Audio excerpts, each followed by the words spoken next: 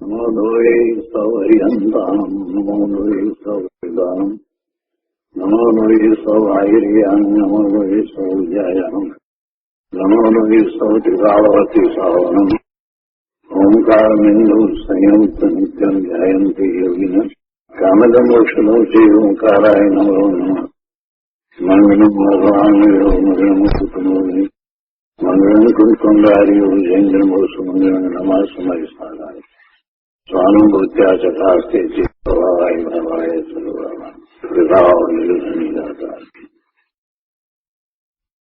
નિયમસાર ભગવાન કુંકુંદાચાર્ય રચિત નિયમસાર તથા મુનિવર પદ્મપ્રબલધારી દેવ રચિત તાત્પર્ય વૃત્તિ ટીકા એનો સ્વાધ્યાય ચાલે છે. એમાં 7મો અધિકાર પરમ આલોચના અધિકાર એની ગાથા 109 નો સ્વાધ્યાય આપણે કરી રહ્યા છીએ. મૂળ ગાથામાં કુંકુંદાચાર્ય ભગવાને એમ કહ્યું કે જે જીવ પરિણામને સમભાવમાં સ્થાપીને નિજ આત્માને દેખે છે, જે જીવ પરિણામને સંભાવમાં સ્થાપીને એટલે જેના પરિણામ હવે સંભાવે થઈ ગયા છે એવો એ આત્માને જાણી દેખી અનુભવી રહ્યો છે, તો એને આલોચના છે ને એ જ આલોચન છે એમ કહી દીધું. તે આલોચન છે. અને કુંકુંદાચાર્ય ભગવાને એમાં એમ કહ્યું કે એમ પરમ જીનેન્દ્રનો ઉપદેશ જાણ, કે ભગવાનના જ્ઞાનમાં આવેલી વાત છે, પ્રભુએ અનુભવેલી વાત છે અને પ્રભુની ઓંકાર ધ્વનિમાં આવેલી વાત છે. આ ગાથા એનો અર્થ અને ટીકા આપણે કર્યા છે અને તે પછીથી એનો પૂજ્ય ગુરુદેવ કાંજી સ્વામીએ જે વિસ્તાર કર્યો છે એનો પહેલો પેરેગ્રાફ આપણે કર્યો છે. અને એમાં ગુરુદેવે એક વાત આપણને કહી કે મુનિરાજ પદ્મપ્રબલધારી દેવે ટીકામાં કારણ પરમાત્માની જે વાત કાઢી તો ક્યાંથી કાઢી એ વાત આપણને સમજાવી. આચાર્ય દેવે પરિણામને સંભાવમાં સ્થાપવાનું કહ્યું. એટલે કુંકુંદાચાર્ય ભગવાને એમ કહ્યું ગાથામાં કે તારા પરિણામને સમભાવમાં સ્થાપ, એમ જે કહ્યું. અને એ પરિણામને જે સંભાવમાં સ્થાપે છે એટલે એના પરિણામ એવા સંભાવે થઈ જાય છે, તો એ પોતે પોતાના સ્વરૂપને વિશે જ છે. એટલે એને એ કારણ પરમાત્માનો જ અનુભવ છે. તેથી મુનિરાજ પદ્મપ્રબલધારી દેવે કારણ પરમાત્માની વાત ટીકામાં લીધી છે. એના વિશે આપણે ગઈકાલે થોડો વિસ્તાર કર્યો હતો. હવે આજે બીજા પેરેગ્રાફમાં આગળ વધીએ. અહીંયા નિયમસાર પ્રવચન સદગુરુ પ્રવચન પ્રસાદ ભાગ બીજો પાના નંબર 614 એમાં અન્વયાર્થ પછીથી જે બીજો પેરેગ્રાફ છે તેમાં ગુરુદેવ કહે છે કે જે જીવ પોતાના કારણ પરમાત્માને અંતરમાં અવલોકે છે તેને આલોચના કહે છે, એમ અહીં કહે છે. અને પછી ટીકાની વાતને અહીંયા લીધી છે. સહજ વૈરાગ્ય રૂપી અમૃત સાગરના ફીણ સમૂહના શ્વેત શોભામંડળની વૃદ્ધિના હેતુભૂત પૂર્ણ ચંદ્ર સમાન, અર્થાત સહજ વૈરાગ્ય રૂપી સાગર એવા સાગરમાં ભરતી લાવી ને તેની ઉજ્જવળતા વધારનાર એવો જે જીવ, એને ચંદ્રની સાથે સરખાવ્યો, એવો જે જીવ તે સદા અંતર્મુખાકાર એટલે સદા અંતર્મુખ જેનું સ્વરૂપ છે એવા અતિ અપૂર્વ નિરંજન નિજ બોધના સ્થાનભૂત કારણ પરમાત્માને, અતિ અપૂર્વ નિરંજન નિજબોધના સ્થાનભૂત કારણ પરમાત્માને, આ કારણ પરમાત્માના બધા વિશેષણો મૂક્યા છે. નિરવશેષપણે અંતર્મુખ નિજ સ્વભાવ નિરત સહજ અવલોકન વડે નિરંતર દેખે છે. અર્થાત જે જીવ કારણ પરમાત્માને સર્વથા અંતર્મુખ એવું જે નિજ સ્વભાવમાં લીન સહજ અવલોકન તેના વડે નિરંતર દેખે છે એટલે અનુભવે છે. કારણ પરમાત્માને જે અનુભવે છે તે જ આલોચના છે. વાત આટલી કરવી છે. અને એ કારણ પરમાત્મા કેવો છે એની વાત કરી. અને કારણ પરમાત્માને દેખે છે એમાં એમ કહ્યું કે એ સહજ લીન સહજ અવલોકન એવો એનો સ્વભાવ. સહજ અવલોકન અને પાછું એ અવલોકન પણ કેવું લીનતા કરાવે એવું અવલોકન એ એનો સ્વભાવ છે. તો એના વડે જે એવા કારણ પરમાત્માને દેખે છે અનુભવે છે તે જીવ આલોચના છે. એનો વિસ્તાર અહીંયા ગુરુદેવે કર્યો છે. ગુરુદેવ કહે છે કે જો આ આલોચના મુનિને આવી આલોચના હોય છે.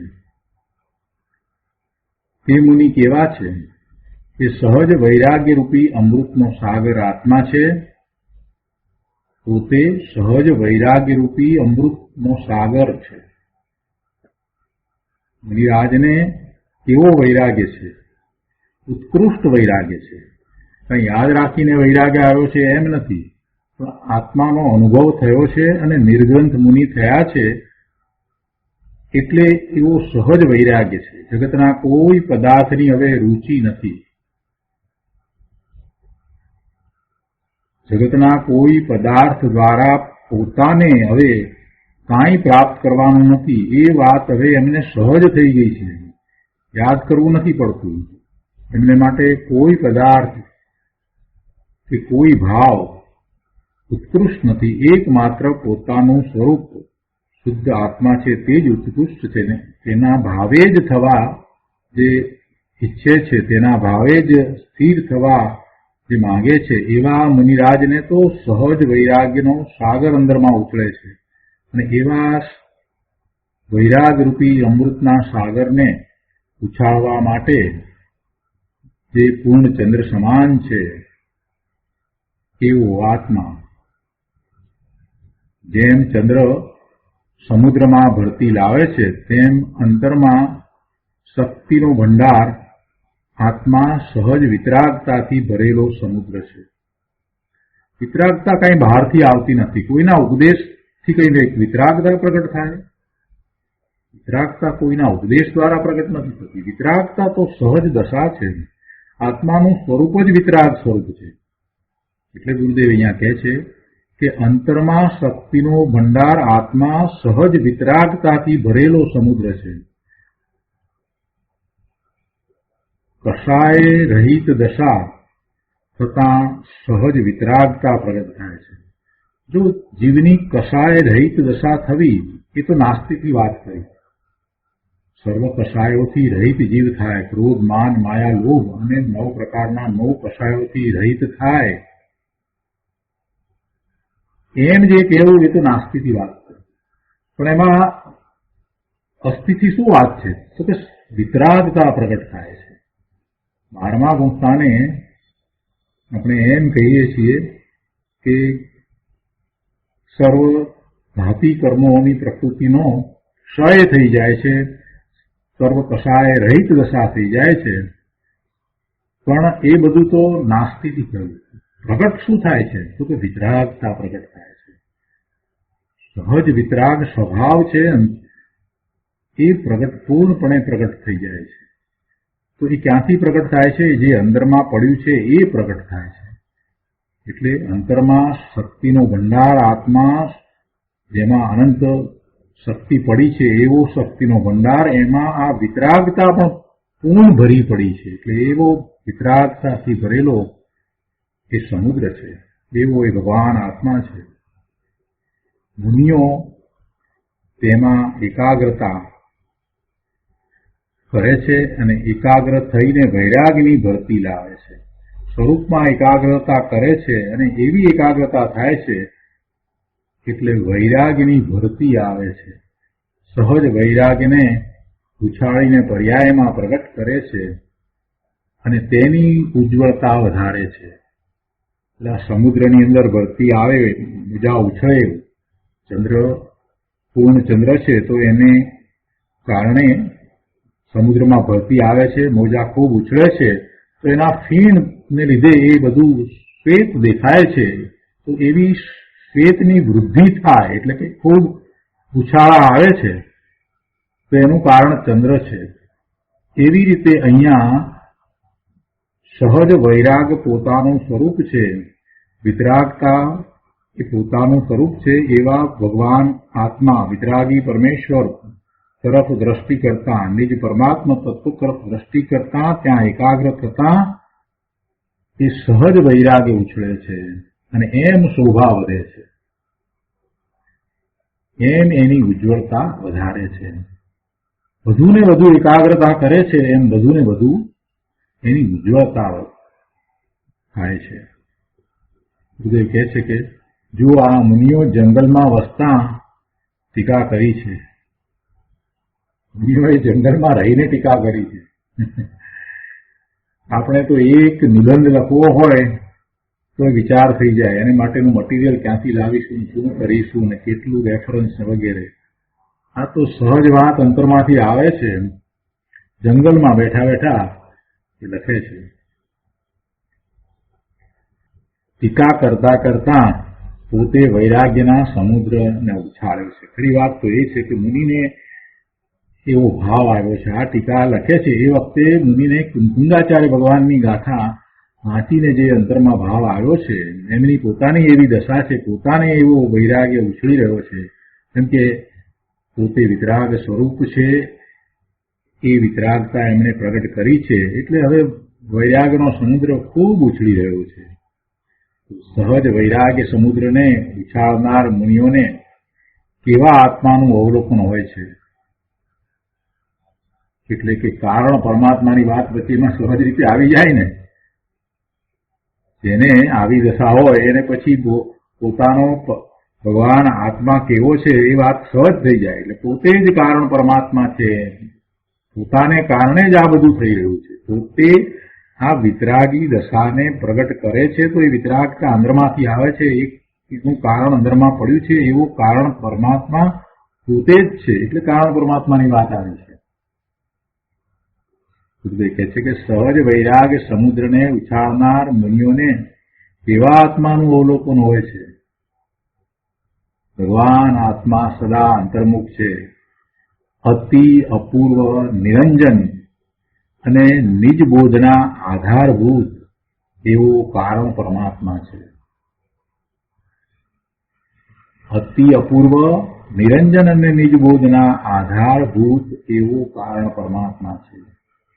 તેને સર્વથા અંતર્મુખ સહજ અવલોકન વડે જે મુનિઓ અવલોકે છે તેને ભગવાન સંવર અને આલોચના કહે છે.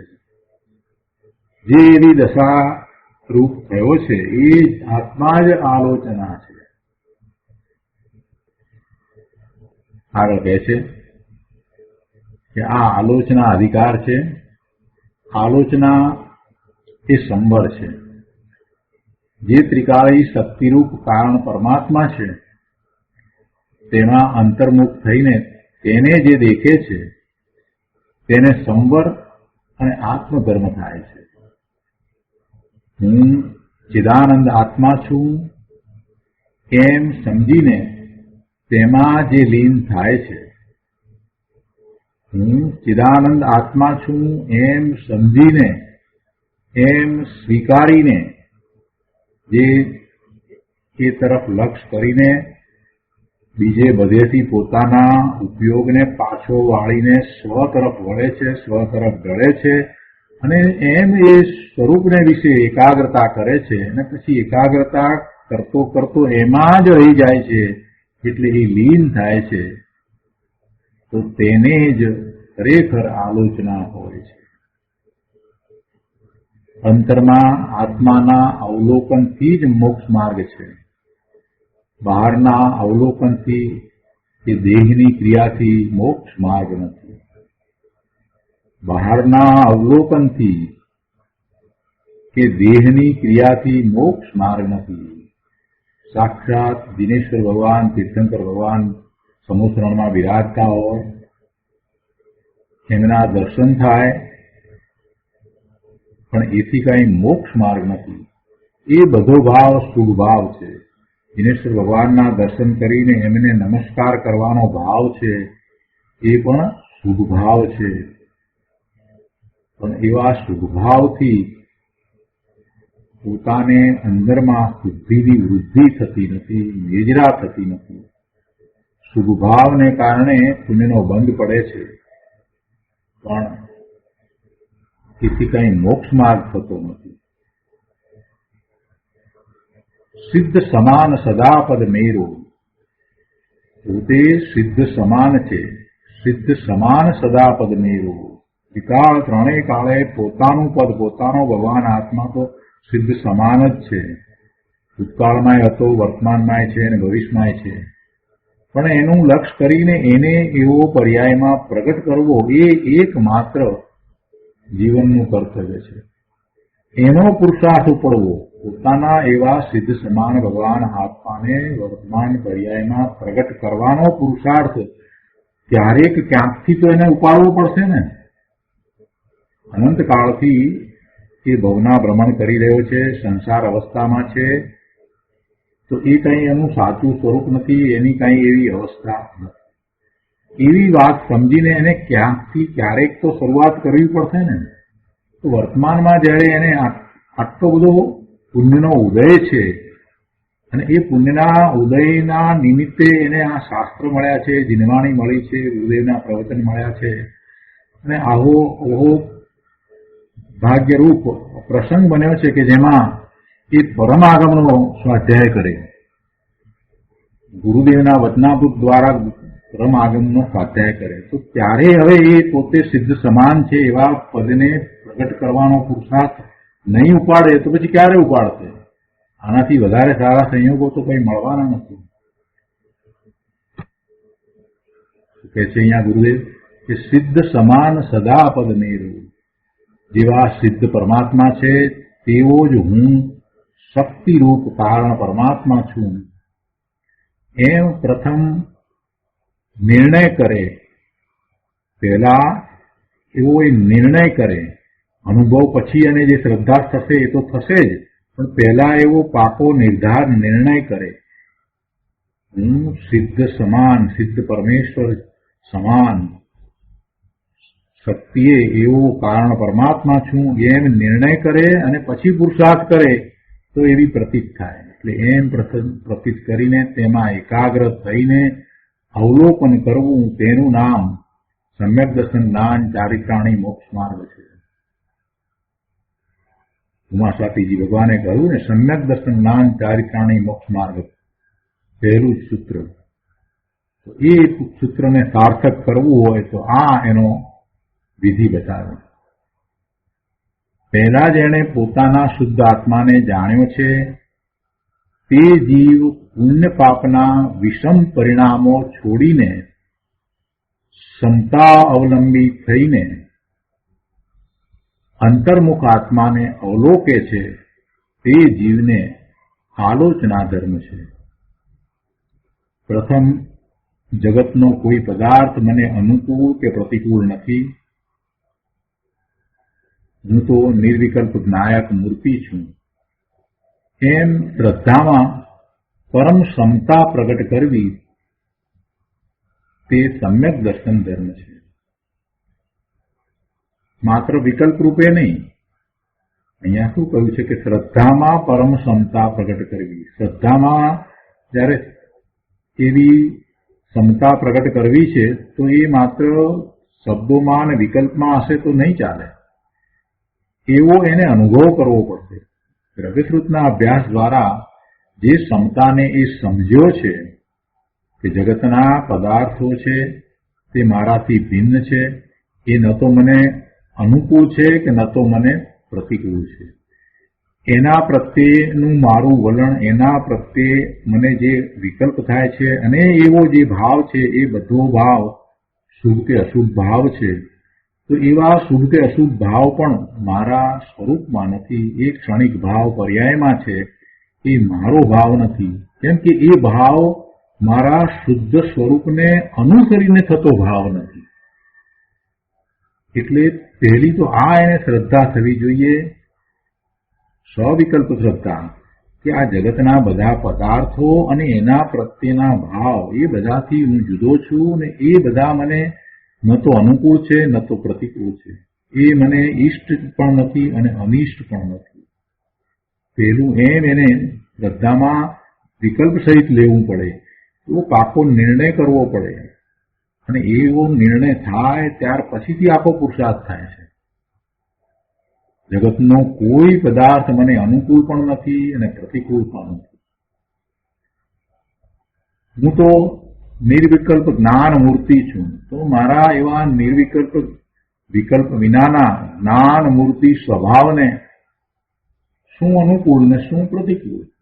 કાંઈ અનુકૂળ નથી ને કાંઈ પ્રતિકૂળ નથી. જે પોતે પૂર્ણ જ્ઞાન સ્વભાવી સર્વજ્ઞ સ્વભાવી છે એને વળી બીજું કોઈ અનુકૂળ થાય ને બીજું કોઈ પ્રતિકૂળ થાય એમ ક્યાંથી બને? હું તો નિર્વિકલ્પ જ્ઞાન મૂર્તિ છું એમ શ્રદ્ધામાં પરમ સમતા પ્રગટ કરવી તે સમ્યક દર્શન ધર્મ છે. અને પછી પોતાના પરિણામને અંતર્મુખ સ્વભાવમાં લીન કરીને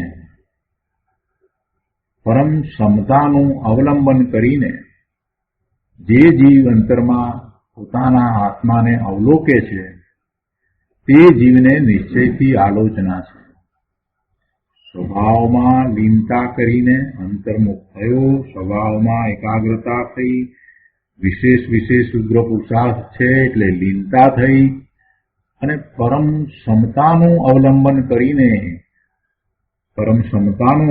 કરીને એટલે હવે કોઈ વિકલ્પ ઉઠતો જ નથી. એવો એ જીવ પોતાના આત્માને જ અનુભવે છે. તે જીવને નિશ્ચયથી આલોચના છે. એ જીવ જીનેન્દ્ર દેવે કહેલું આવું આલોચનાનું સ્વરૂપ તું જાણ અને પછી એવું સ્વરૂપ તું આચર. તો આલોચનાના 4 ભેદ પૈકી આ પહેલો ભેદ અહીંયા કયો એની વાત થઈ. હવે આ 109મી ગાથાની ટીકા પૂર્ણ કરતા મુનિરાજ પદ્મપ્રગમલધારી દેવ 6 શ્લોક કહે છે, 6 કળશ કહે છે. આવી ગાથા પછીથી મુનિરાજને કેટલો ભાવ આવી ગયો, 6 કળશ લખી નાખ્યા. તો તે પૈકીનો પહેલો કળશ એટલે કે શ્લોક 154.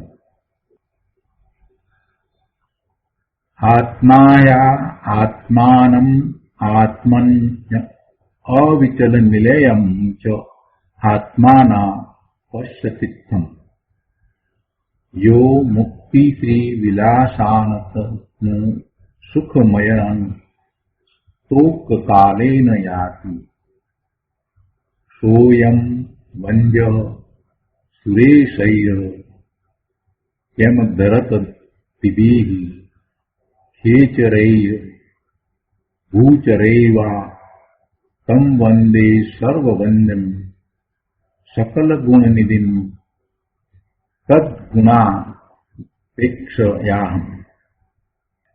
154નો કળશ એના અર્થમાં કહે છે કે આ પ્રમાણે જે આત્માને આત્મા વડે આત્મામાં અવિચળ રહેઠાણ વાળો દેખે છે, જે આત્માને આત્મા વડે આત્મામાં અવિચળ રહેઠાણ વાળો દેખે છે, એમાં કોઈ પર આવતું જ નથી. જે આત્માને એટલે પોતાના આત્માને આત્મા વડે એટલે પોતા થકી જ, બીજું કોઈ વચ્ચે આવતું જ નથી. ઇન્દ્રિયો પણ નહીં, શરીર નહીં, કોઈ વિકલ્પ નહીં, કોઈ પરનું લક્ષ્ય નહીં. એટલે આત્મા વડે આત્મામાં અવિચળ રહેઠાણ વાળો દેખે છે, પોતાના સ્વરૂપમાં જ રહેલો દેખે છે. જો દેખવાની રીત પણ બતાવી અને શું દેખવું અને ક્યાં દેખવું એ બધું એમાં જ બતાવ્યું. બધું આત્મામાં જ છે. બધું તારે ક્યાંય જવાની જરૂર નથી. તું તારા દ્રવ્ય, ક્ષેત્ર, કાળ અને ભાવમાં છો. તારો ભાવ તો શુદ્ધ ભાવ જ છે. પુરાણા નક્કામાંનો બહારમાં ફાંફા મારે છે. તારું દ્રવ્ય ત્રિકાળ શુદ્ધ છે એ વાતનો તને નિર્ણય થયો છે. તે એ સ્વીકાર્યું છે કે તું અનંત શક્તિનો પિંડ છો અને એ ગુણો કાંઈ કુટસ્થ નથી. એનું એવું એક રૂપ પરિણમન પણ થઈ રહ્યું છે. અને એવા એક રૂપ પરિણમનને અનંત જીવોએ અનુભવ્યું છે, આનંદ રૂપે, અલૌકિક આનંદ રૂપે અનુભવ્યું છે. અને એ વાત તો બધાને સુવિદિત છે, બધાને એ વાતની તો ખબર છે કે બધાએ એવા પોતાના અનંત ગુણના એક રૂપ પરિણમનનો અનુભવ કર્યો છે. એ બધા સમ્યક દ્રષ્ટિ, એટલે એ વાત તો સુવિદિત છે કે એમ જ અનુભવ થાય છે. એટલે પોતાનું સ્વરૂપ તો એવું જ છે. એટલે દ્રવ્ય તો પોતાનું ત્રિકાળ શુદ્ધ જ છે. ભાવ પણ એવો જ છે, કેમ કે એ અનંત ગુણોનું એવું પરિણમન શુદ્ધ પરિણમન છે. એ ભાવ છે, એનો ભાવ, એટલે એ સ્વભાવ થયો. દરેક દ્રવ્યને એનામાં રહેલા ગુણના પરિણમન રૂપ ભાવ હોય છે, એને એ દ્રવ્યનો ભાવ કહેવામાં આવે છે. બહુ શાંતિથી સમજવા જેવું છે પ્રભુ આટલું બધું.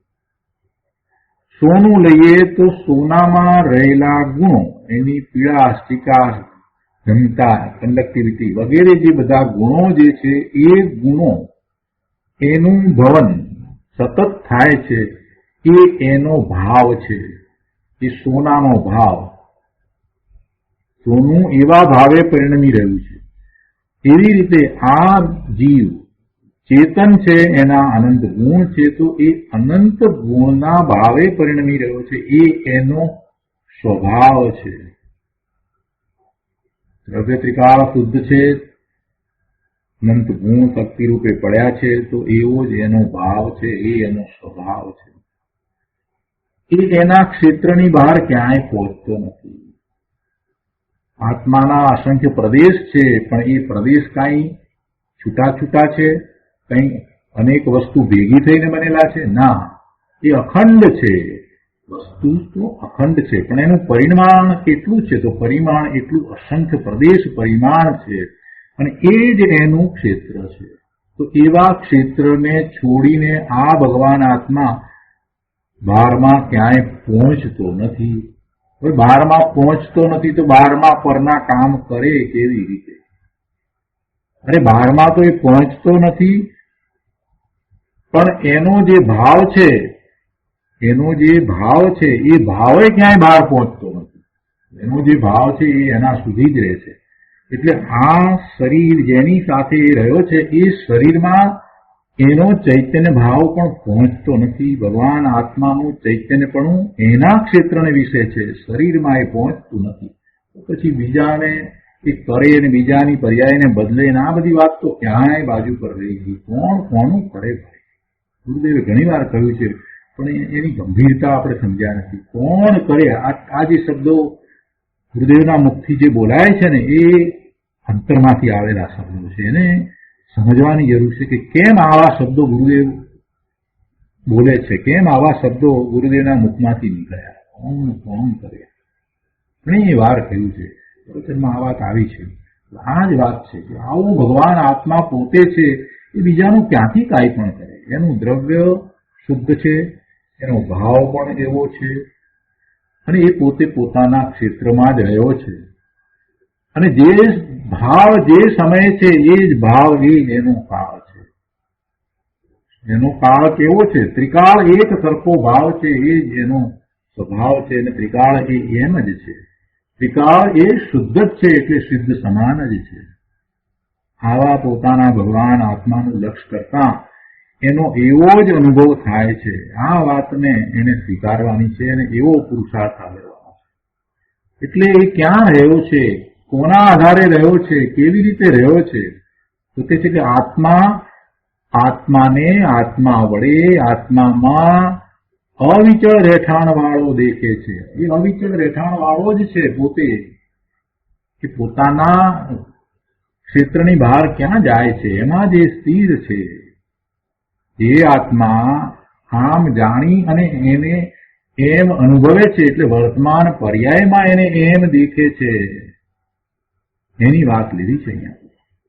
એ છે કે આ પ્રમાણે જે આત્મા આત્માને પોતાના જ આત્માને પોતાનું પરમાત્મા સ્વરૂપ છે એને આત્મા વડે, જો બીજાની કોઈની મદદની જરૂર જ નથી, પોતા વડે જ પોતામાં અવિચળ સ્થિર દેખે છે, અવિચળ રહેઠાણ વાળો દેખે છે, એ પોતે પોતામાંથી ક્યારેય બહાર ગયો જ નથી. વિકારી પરિણામ થયા એ બધા એના નહીં, એ બધું પર્યાયમાં અને એ બધું ક્ષણિક, એ એક પણ વસ્તુ એની નહીં, એ ક્યારેય બહાર ગયો નથી. એ વિકાર ભાવે ખરેખર તો એ થયો જ નથી, એ તો શુદ્ધ ત્રિકાળ શુદ્ધ જ છે. જે આત્મા આત્માને આત્મા વડે આત્મામાં અવિચળ રહેઠાણ વાળો દેખે છે તે અનંગ સુખમય, અતિન્દ્રિય આનંદમય એવા મુક્તિ લક્ષ્મીના વિલાસોને અલ્પકાળમાં પામે છે. એ મુક્તિના આનંદને અલ્પકાળમાં પામે છે. તે આત્મા સુરેશોથી, ઇન્દ્રોથી, સુરેશો એટલે ઇન્દ્રો, તે આત્મા સુરેશોથી, સંયમ દરોની પંક્તિઓથી, સંયમના ધરનારા આ બધા મુનીશ્વરોથી, ખેચરોથી એટલે વિદ્યાધરોથી ને દેવોથી, અને ભૂચરોથી એટલે ભૂમિ ગોચરીઓથી, ભૂમિ પર ચાલનારા રહેનારા, એ બધાથી એ વંદ્ય છે, એ બધાથી વંદનીય છે, એ બધા દ્વારા એ વંદનીય છે, બધા એને વંદન કરે છે.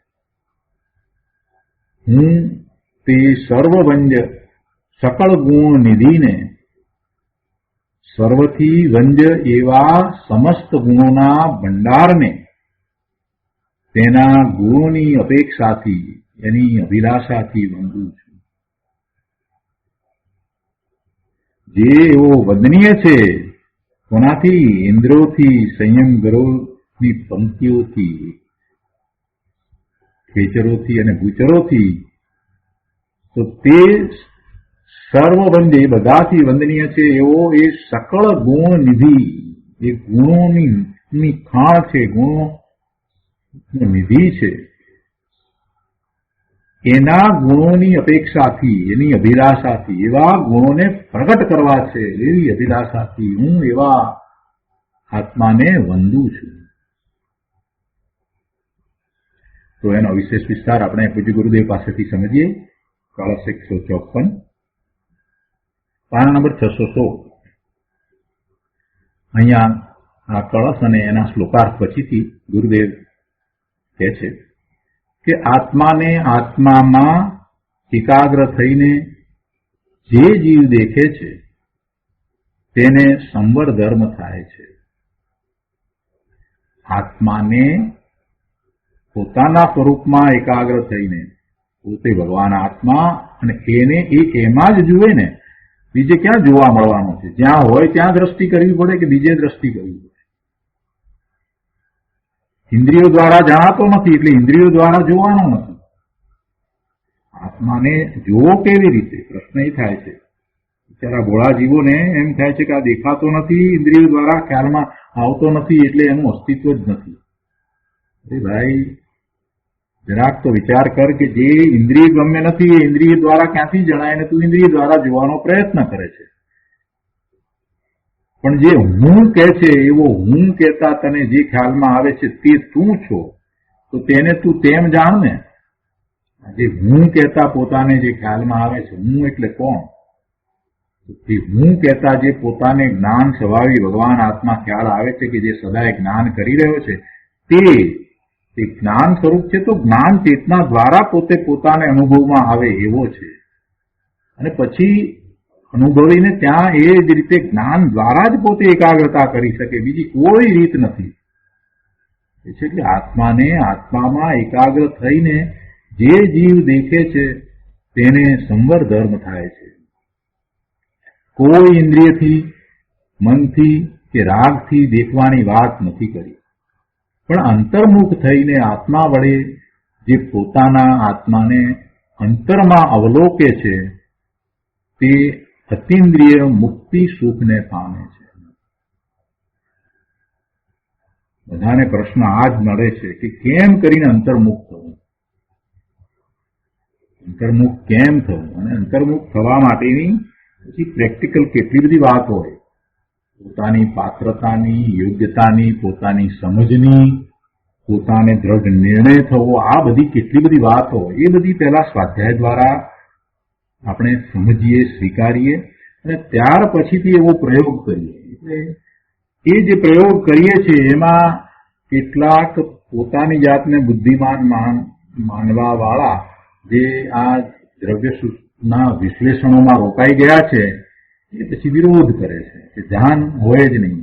ભાઈ ધ્યાન નથી તો શું છે? સમ્યક દર્શન પછીનું ધ્યાન છે એ પણ ધ્યાન છે, એ જુદું ધ્યાન છે. અને સમ્યક દર્શન પ્રગટ કરવા માટે નિર્વિકલ્પતા જરૂરી છે. એટલે પોતાના ઉપયોગને બારમાં રખડતો અટકાવવાની પણ જરૂર છે અને એ માટેનો એ પ્રયોગ હોય છે. તે આ બધો સ્વાધ્યાય કર્યો, અભ્યાસ કર્યો, પોતાના ત્રિકાળ શુદ્ધ શક્તિમાન સ્વરૂપને, સામર્થ્યને સ્વીકાર્યું, તો હવે જે ઉપદેશ છે કે અંતર્મુખ થઈ અને એનો અનુભવ કરો, તો પછી અંતર્મુખ થતાંય શીખવું તો પડશે ને. પોતાના સ્વરૂપનું ચિંતન કરવું તો ચિંતન કરતાંય શીખવું તો પડશે ને ભાઈ.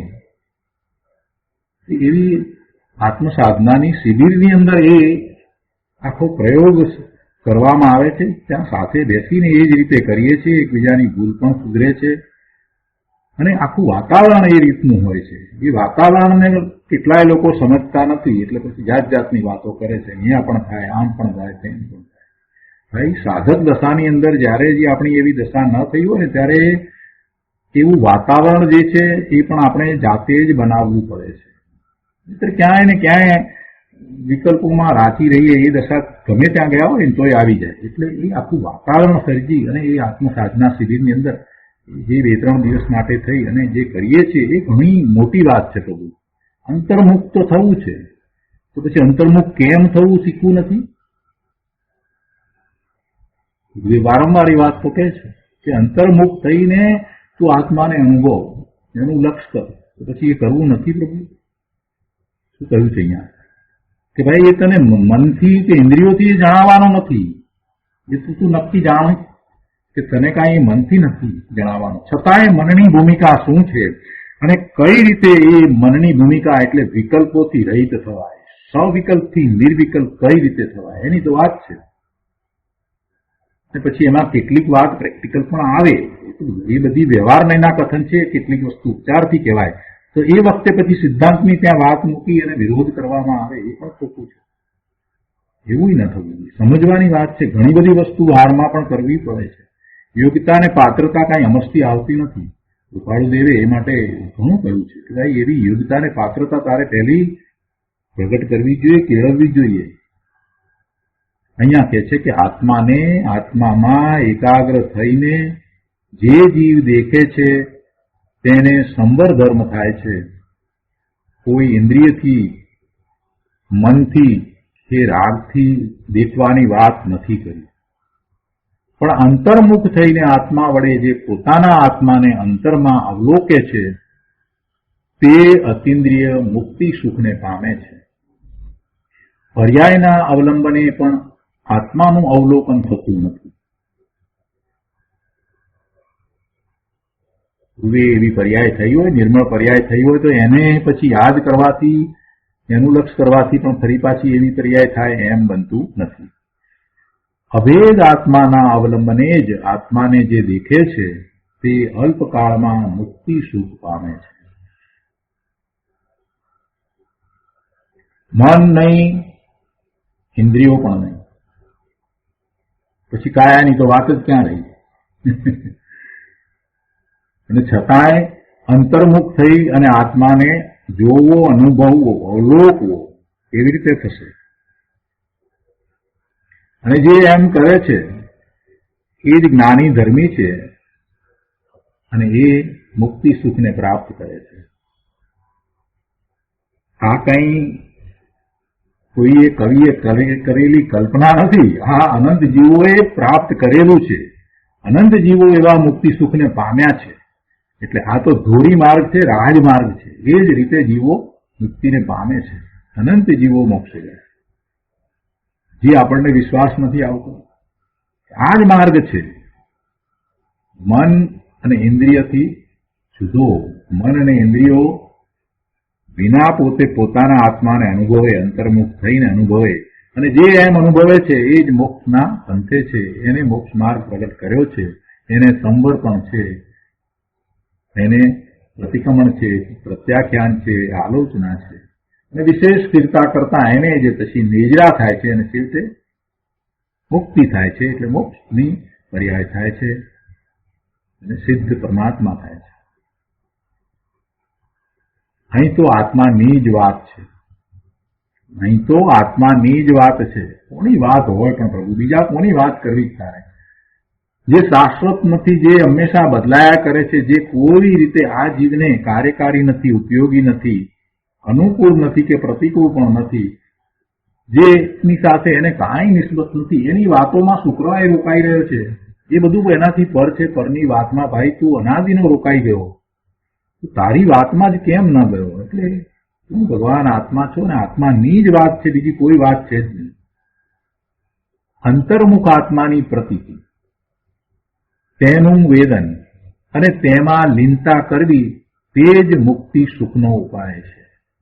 તું માત્ર શબ્દોને વાંચવાના નથી, એના વાક્યનો વિચાર કરવાનો છે. અંતર્મુખ આત્માની પ્રતીતિ, તેનું વેદન, એનો અનુભવ, આનંદ રૂપે અનુભવ થાય, અને તેમાં લીનતા કરવી, ત્યાં જ રોકાઈ જવું,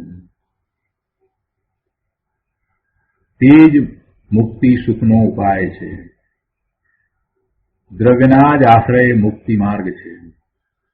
પોતાનું દ્રવ્ય એ જ એકમાત્ર આશ્રય કરવા લાયક છે. એના આશ્રય જ આખો મુક્તિનો માર્ગ છે. વર્તમાનને ધ્રુવ નાયક તત્વમાં વાળીને તેની સાથે એકતા કરવી તે જ પ્રતિક્રમણ, પ્રત્યાખ્યાન અને આલોચના છે. શાંતિથી સમજવાનું. વર્તમાનને, વર્તમાન શું છે? વર્તમાન એની જ્ઞાનની પર્યાય છે. સૌની જ્ઞાનની પર્યાય તે જ તેનું વર્તમાન છે, બીજું કાંઈ વર્તમાન નથી. વર્તમાનને ધ્રુવ જે બદલાતું નથી, એક સરખું એવું ને એવું ત્રિકાળ રહે છે, રહ્યું છે, રહેવાનું છે, એવું ધ્રુવ નાયક તત્વ, પોતાનું જ્ઞાન સ્વરૂપ, એવા તત્વમાં વાળીને તેની સાથે એકતા કરવી તે જ પ્રતિક્રમણ, પ્રત્યાખ્યાન અને આલોચના છે. આ વર્તમાન એના જ્ઞાનની પર્યાય, એક સમયની વર્તમાન વર્તતી જ્ઞાનની પર્યાય જ્યારે એ પોતાના જ્ઞાન સ્વરૂપ ભગવાન આત્મા તરફ વળે છે, એમ વળતા એ કદાચ બીજે લક્ષ કરી બેસે છે તો ફરીથી પાછો પ્રયત્ન કરે, પોતાના જ્ઞાન સ્વરૂપ તરફ જ વળે, અને એમ જે પુરુષાર્થ કરે છે એને પછી એક દશા એવી આવે છે કે વિકલ્પ વિના એ પોતાના જ્ઞાન સ્વરૂપને અનુભવે છે.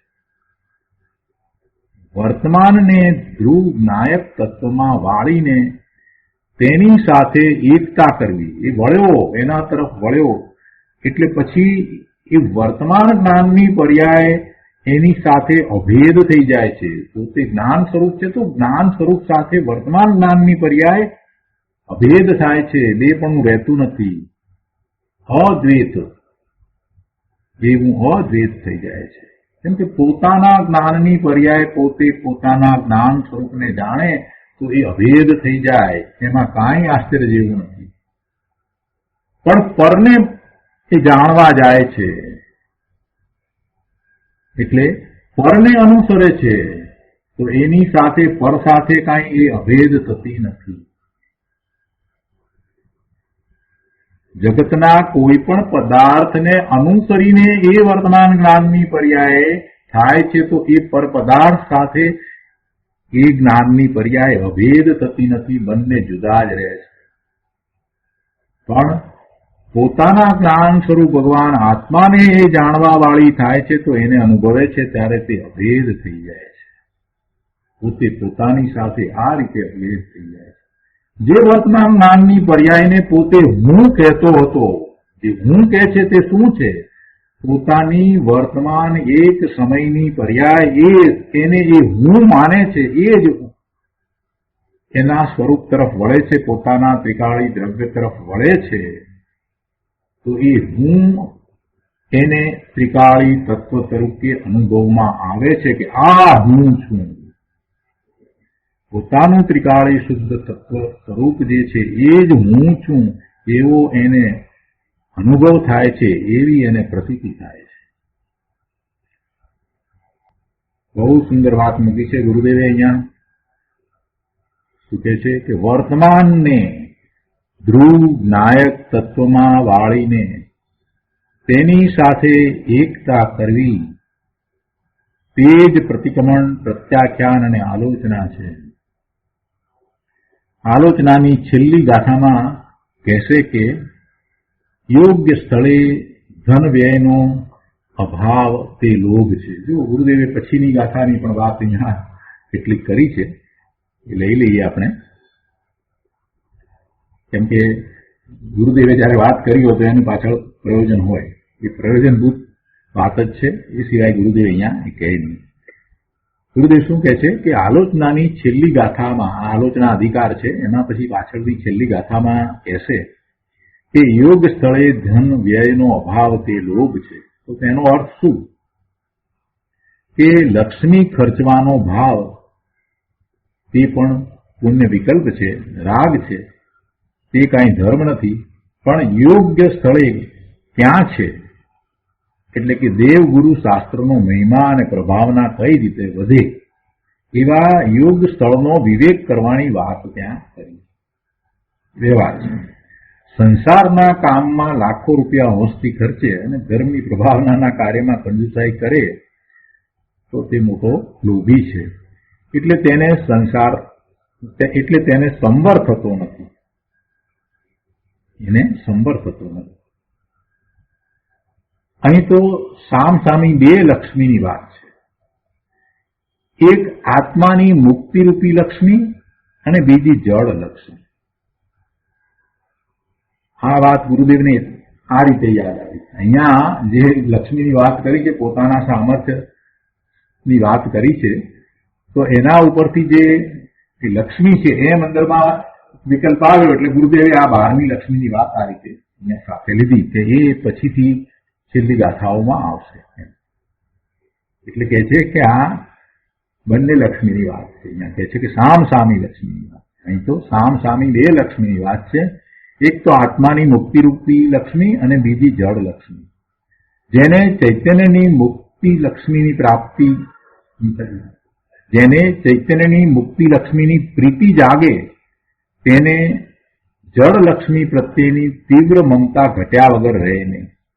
જેને પોતાની ચૈતન્યની લક્ષ્મી, મુક્તિ લક્ષ્મીની પ્રીતિ જાગે, એની રુચિ થાય છે, એની પ્રીતિ થઈ છે, તો એને પછી આ જળ લક્ષ્મી પ્રત્યેની જે તીવ્ર મમતા હતી એ ઘટી જાય છે.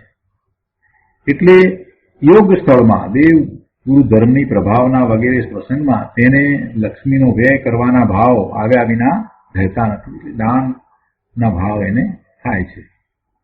જેને યોગ્યતાનો વિવેક નથી તેને સંવર ક્યાંથી થાય? પણ એમ ના સમજવું કે લક્ષ્મી ખર્ચવાના શુભ રાગથી ધર્મ થઈ જાય છે, એમ ના સમજવું. એની વાત તો પછી ગુરુદેવ કરશે, ગાથા આવશે ત્યારે વધારે. અહીંયા તો આ વાત લક્ષ્મીની વાત ઉપરથી એમણે લીધી છે. ધર્મ તો અંતર્મુખ આત્માની પ્રતીત જ્ઞાન અને રમણતામાં જ છે. ધર્મ શું છે? જે મુક્તિ અપાવે છે તે ધર્મ છે. પોતાની મુક્ત દશા પ્રાપ્ત કરાવે તે ધર્મ છે. પોતાના સિદ્ધ સમાન સ્વરૂપને જે પ્રાપ્ત કરાવે છે તે ધર્મ છે. ધર્મ તો અંતર્મુખ આત્માની પ્રતીત જ્ઞાન અને રમણતામાં જ છે. જે જીવ એવા ચૈતન્યને અવલંબીને તેને દેખે છે તેને અલ્પકાળમાં મુક્તિ લક્ષ્મી પ્રાપ્ત થાય જ છે. અને તે જીવ મુનિઓથી, દેવેન્દ્રોથી, વિદ્યાધરોથી અને રાજાઓથી વંજ થાય છે. તો તેવા સકળ ગુણ નિધિ અને સર્વથી વંદ્ય આત્માને હું વંદું છું. તેમના ગુણોની અપેક્ષાથી તેમને નમસ્કાર કરું છું. આ રીતે આ કળશ 154 અહીંયા પૂરો થાય છે. હવે એના પછીથી બીજો કળશ, 6 કળશ કયા છે ને, એટલે બીજો કળશ 155મો કળશ. આત્મા સ્પષ્ટ પરમયમિના, આત્મા સ્પષ્ટ પરમ યમિના ચિત્ત પંકેજ મધ્યે જ્ઞાન જ્યોતિ પ્રહત દુરિત ગાણંત પુંજા પુરાણ. સોऽતિક્રાંતો ભવતિ ભવેના વાંગ મનો માર્ગમ સાથી કે પરમ પુરુષે કો વિધિ કો નિષેધ. 155માં કળશના અર્થમાં કહે છે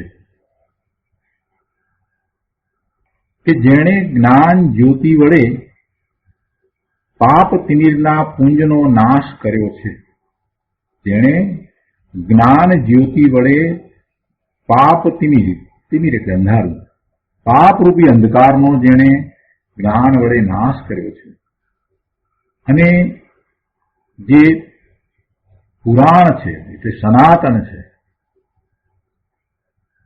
એવો આત્મા પરમ સંયમીઓના ચિત્ત કમળમાં સ્પષ્ટ છે. તે આત્મા સંસારી જીવોના વચન મનોમાર્ગથી અતિક્રાંત,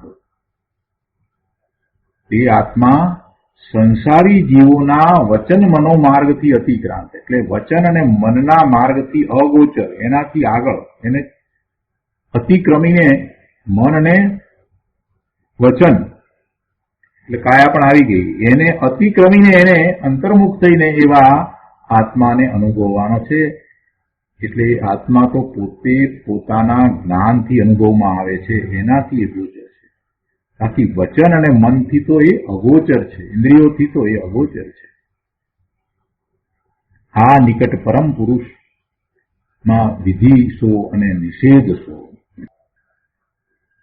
એટલે જેને એવા આત્માની પ્રાપ્તિ થઈ હોય એને પછી બાહેરમાં શું પછી વિધિ અને નિષેધ હોય, એનો આશય આખો ગુરુદેવે પછી સમજાવ્યો છે એની અંદર. પણ એક ઉદાહરણ આપી દઉં એટલે તમને વધારે એ વાત સમજાય. અહીંયા આ જે લખવામાં આવ્યું છે ને એ સૂત્રા લખવામાં આવ્યું છે કે પોલીસ કમિશનર હોય ને, અને પછી એ પોલીસ કમિશનર સાચો પોલીસ કમિશનર હોય, પછી એને આપણે એમ કહીએ, પેલા નાના બાળકો રમે ને ચોર પોલીસ, એવી રીતે કે પોલીસ ચોર પોલીસ પોલીસ રમીએ આપણે એમ. તો એને માટે એ શું, એને શું થાય, એને એના પ્રત્યે ઉપહાસ થાય ને, એના પ્રત્યે મસ્કરી જેવું જ લાગે ને કે શું ચોર પોલીસ રમવું, એવો ઉપહાસ કર્યો છે. શું ચોર પોલીસ, પોતે જ સાચો જયારે પોલીસ કમિશનર છે તો પછી શું પોલીસ પોલીસ રમવાનું, એ બધું તો રમત છે, એ બધું બાળકની રમત જેવું છે. એટલે અહીંયા એ કહે છે કે આ નિકટ પરમ પુરુષમાં, નિકટ પરમ પુરુષ પોતે ભગવાન આત્મા, એમાં પછી વિધિ શું ને નિષેધ શું, વિધિ શું ને નિષેધ શું, એવું રીતે એનો ઉપહાસ કર્યો છે. જો એટલે આગળ લીટીમાં કહે છે કે આમ આ પદ્ય વડે પરમ જીન યોગીશ્વરે ખરેખર વ્યવહાર આલોચનાના પ્રપંચનો ઉપહાસ કર્યો છે. ઉપહાસ આપણે સમજીએ છીએ કે ઠેકડી ગાળી મસ્કરી કરી. તો એનો વિસ્તાર આપણે પૂજ્ય ગુરુદેવ પાસેથી સમજીએ. પાનો નંબર 617.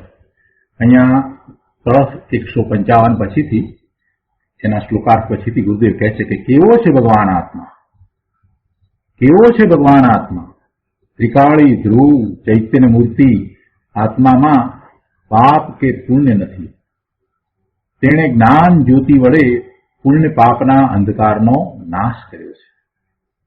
જેમ સૂર્યમાં અંધારાનો અભાવ છે, તેમ ચૈતન્ય સૂર્યની જ્ઞાન જ્યોતમાં પુણ્ય પાપરૂપી અંધકારનો અભાવ જ છે. માટે તેણે પુણ્ય પાપનો નાશ કર્યો છે એમ કહ્યું. પુણ્ય પાપ ભગવાન આત્મામાં છે જ નહીં. એવો અંધકાર ભગવાન આત્મામાં છે જ નહીં. એ તો જ્ઞાન સ્વરૂપ છે. પર્યાય દ્રષ્ટિમાં એક સમયનો વિકાર છે, સંસારમાં છે ત્યારે હજી એને પર્યાય દ્રષ્ટિમાં એક સમયનો વિકાર છે, પણ સ્વભાવ દ્રષ્ટિમાં સંસાર છે જ નહીં. સ્વભાવમાં વિકારી પર્યાય છે જ નહીં. સ્વભાવમાં સંસારની કોઈ પર્યાય છે જ નહીં. સંસાર જ નથી. સ્વભાવમાં સંસાર નથી. રાગ દ્વેષના પરિણામ થવા, એવા ભાવ થવા, એ બધો એનો સંસાર, તો એ એના સ્વભાવમાં નથી. એટલે સ્વભાવ દ્રષ્ટિમાં તો સંસાર છે જ નહીં. એવી વસ્તુના શ્રદ્ધા જ્ઞાન કરીને તેનું અવલોકન કરવું, તેનું નામ સંવર છે. એવી પોતાની શુદ્ધ ચીજનું અવલોકન કરવું, એનું નામ સંવર છે. જ્ઞાન મૂર્તિ આત્મા અનાદિ સનાતન છે.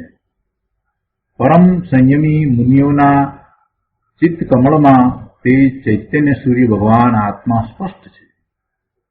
પરમ સંયમી મુનિઓને તો ભગવાન આત્મા સ્પષ્ટ જણાયો છે, અનુભવાયો છે, એટલે એમને તો બધું સ્પષ્ટ છે. કોઈ દ્વિધા જ નથી. એટલે તો એવી ક્ષમતા વર્તે છે, એવી શાંતિ વર્તે છે. સમ્યક દ્રષ્ટિને પણ ભાન છે. મુનિની તો વાત લીધી, પણ સમ્યક દ્રષ્ટિને પણ ભાન છે. એને પણ એવા ભગવાન આત્માનું ભાન છે, અને ક્યારેક ક્યારેક એ પણ પોતે એવો અનુભવ કરે છે, પણ વિશેષ લીનતા નથી. વધુ સમય એમાં રોકાતો નથી, અને વારે વારે એ એનાથી થતું નથી. પણ લક્ષ તો પોતાના શુદ્ધ સ્વરૂપનું જ છે. દ્રષ્ટિ તો એના તરફ જ છે કે પોતે ત્રિકાળ શુદ્ધ જ છે. એટલે ભ્રમ તો હવે બિલકુલ ભાંગી ગયો છે. હવે કોઈ ભ્રમ રહ્યો જ નથી. સમ્યક દ્રષ્ટિ થયો છે ને, સમ્યક તો પ્રકટ કર્યું છે, તો હવે મિથ્યાત્વ તો ગયું છે. એટલે કોઈ પણ પ્રકારનો વિકલ્પ હોય તો એમાં એને મિથ્યા શ્રદ્ધાન નથી. શુભ કે અશુભ વિકલ્પ થાય, પણ એને મિથ્યા શ્રદ્ધાન નથી. સમ્યક દ્રષ્ટિને પણ ભાન છે, પણ વિશેષ લીનતા નથી. મુનિઓને વિશેષ લીનતા છે. તેથી તેમના જ્ઞાનમાં એવો એ ભગવાન આત્મા સ્પષ્ટ છે. વળી તે આત્મા સંસારી જીવોના મન વચનના માર્ગથી દૂર છે.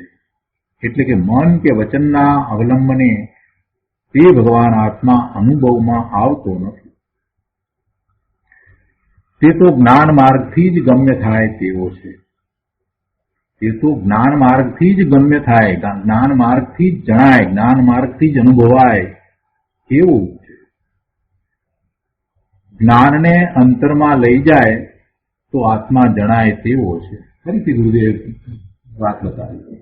તે જ્ઞાન સ્વભાવી છે, અને દરેક સમયે સમયે જ્ઞાન કરે છે, પણ જે જ્ઞાન કરે છે તો એમાં એનું લક્ષ્ય ક્યાં છે? એનું લક્ષ્ય બહારમાં છે. પરનું જ્ઞાન કરવામાં રોકાઈ રહ્યો છે. એના સ્થાને જો એ એના જ્ઞાનના ઉપયોગને, જ્ઞાન દર્શનના ઉપયોગને સ્વ તરફ વાળે અને પોતાના જ્ઞાન સ્વભાવી ભગવાન આત્માને અંતરમાં લઈ જઈને એને જાણે, તો એ એને જણાય એવો છે, અનુભવાય એવો છે. સર્વજ્ઞ વિતરાગનો દિવ્ય ધ્વનિ કે તે તરફનો મનનો વિકલ્પ, તેનાથી પણ આત્મા અતિક્રાંત છે. સર્વજ્ઞ વિતરાગનો દિવ્ય ધ્વનિ, ભગવાનની દિવ્ય ધ્વનિ, ઓમકાર ધ્વનિ, એ તરફનો મનનો વિકલ્પ, અને એવો વિકલ્પ જે આવે છે તો એમાં શું છે? એમાં પ્રભુ પ્રત્યેનો અહોભાવ છે. એ વાણીને સમજે છે, અને જે દ્રવ્ય સ્વરૂપ એને સમજાય છે, તો એ દશા છે એ પણ સવિકલ્પ દશા છે. ભગવાનની વાણીમાંથી જે વાત આવી એને એ સમજાઈ, એને મન દ્વારા એને સમજી, એના તરફ એને કાંઈ વિકલ્પ આવ્યા, પણ હજી એ બહાર છે. એનાથી પણ હજી એને આગળ વધવાનું છે. ત્યાં નથી રોકાઈ રહેવાનું. એટલે તેનાથી પણ આત્મા અતિક્રાંત છે. તે તો અંતરના જ્ઞાનથી જ અનુભવાય તેવો છે. સાક્ષાત તીર્થંકર પરમેશ્વરની વાણી સાંભળવાનો યોગ મળે અને પછી એના ઉપર ચિંતન ચાલે તોય હજી બહાર છે. પણ એને અતિક્રમીને જ્યારે એ પોતાના સ્વરૂપને અનુભવે છે તો એ પોતાના જ્ઞાનથી અનુભવે છે. એમાં પછી મનની ભૂમિકા કોઈ હોતી. આવો ચૈતન્ય મૂર્તિ આત્મા અનુભવમાં અત્યંત નિકટ છે. આવો ચૈતન્ય મૂર્તિ આત્મા અનુભવમાં અત્યંત નિકટ છે. તે નિકટ પરમ પુરુષમાં વિધિ શો અને નિષેધ શો. એવો પોતાનો આત્મા પોતાની નિકટ છે અને એ અનુભવે છે, પછી એમાં વિધિ ક્યાં રહી? કઈ વિધિ કરવી ને કઈ વિધિનો નિષેધ કરવો? વિધિ શું નિષેધ છે? એટલે કે આ કરું ને આ છોડું ને એવો વિકલ્પ એમાં છે જ નહીં. કા માનો એમાં બિચારો રોકાઈ રહ્યો છે. તો આજનો સ્વાધ્યાય અહીંયા સુધી રાખીએ છીએ. વિશેષ વાત આવતા સ્વાધ્યાયમાં લઈશું. હવે સુખધામ બોલીએ. સુખધામ અનંત સુસંત ચરી દિન રાત રહે તદ ધ્યાનમહી પ્રકાંતિ અનંત સુધામય છે પ્રણમુ પદતે વરતે જયતે પ્રણમુ પદતે વરતે જયતે